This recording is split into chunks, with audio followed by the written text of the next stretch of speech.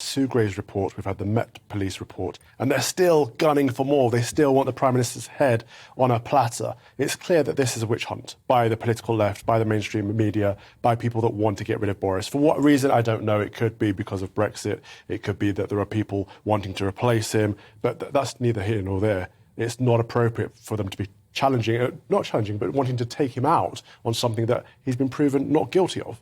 There was that one fine, that's it. They want more blood, please. And we said, let's wait for Sue Gray's report. We've had it.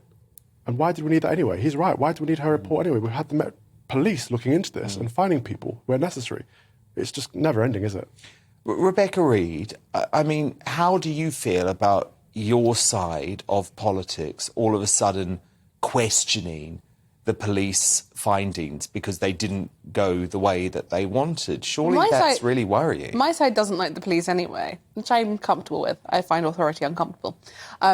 So that's a fairly normal thing for us. What I don't understand is why we're still obsessing about Partygate when the obvious, if we're trying to score points, cost of living crisis is the very obvious place to go. That's what people actually care about. That's what's actually important. That's what really could be fixed. And also, the major issue is that if we got rid of, if my side, if we're going to call it that, was successful in getting rid of Boris Johnson, that would actually make it harder to win the next election. The best thing that could happen is for him to be left in place. I disagree with that. I think new blood is much harder to fight. No idea how popular Boris Johnson remains, especially in the Red Wall. When you were off on maternity leave, you still must have seen those local election results. I saw literally nothing. OK, so there was the local... OK, let me tell you. You're going to have to trust me. You're going to have to trust me. This is not skewed. I'm giving you fair and balanced analysis of the local election results. Very good for Labour in London, around all of you sort of quinoa munching votes. Yes. All of you lot. Yes.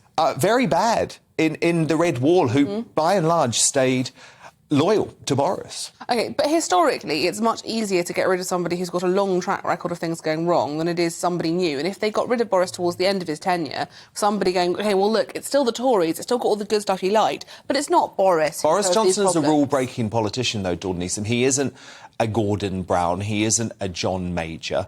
And look, all I'm saying, I'm not saying Boris hasn't been damaged by this. I think he has been damaged by this. Yep, I think Partygate was bad. I don't think it was let's talk about it for 5 months and do BBC specials on it 5 months later for an hour bad. But I think it was bad.